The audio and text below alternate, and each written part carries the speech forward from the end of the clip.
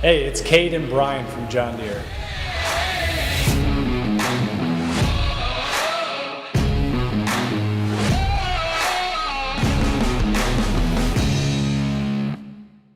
There are a few different ways to install the AutoTrac controller or ATC 300 steering kit based on machine type and installer's preference.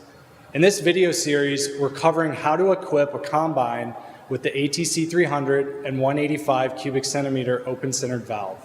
In terms of parts needed for today's video, we've got the isolation valve kit, the main harness kit, and the ATC motor kit, which includes a flow switch.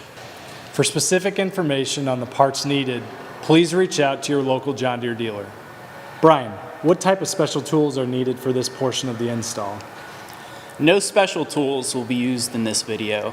An impact driver will be used, but refer to the torque specs that are outlined in the install instructions. The mounting bracket for the ATC valve assembly should go under the cab because it's an open space, the machine's hydraulic pressure and tank lines are easily accessible, and it has easy access to the machine's steering valve and hydraulics.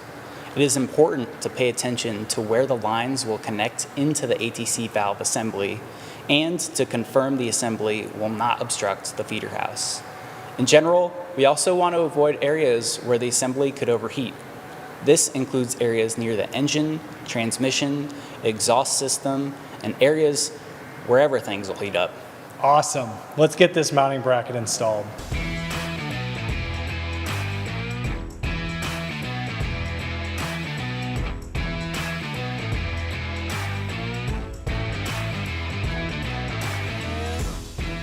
Once the mounting bracket is installed, we can mount the AutoTrac controller valve assembly.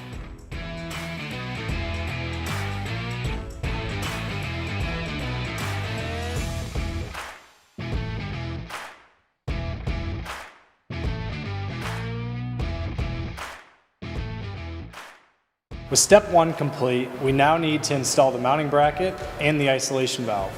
Where should these be installed?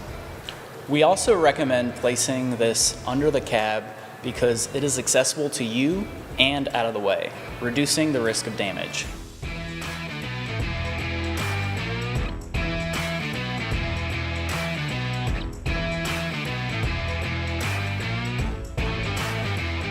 The last thing we need to install is the flow switch. Where are we going to install that?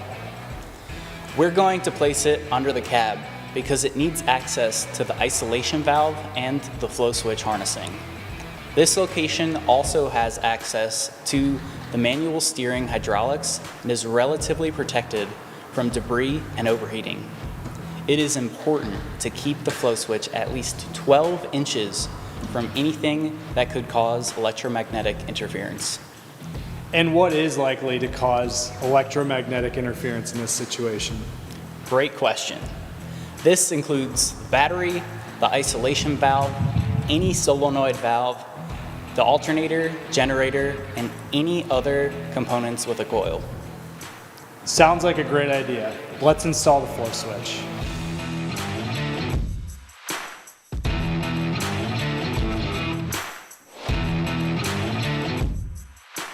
All brackets should be tightened to the specification listed in the installation instructions. We are now ready to install the hydraulic hoses.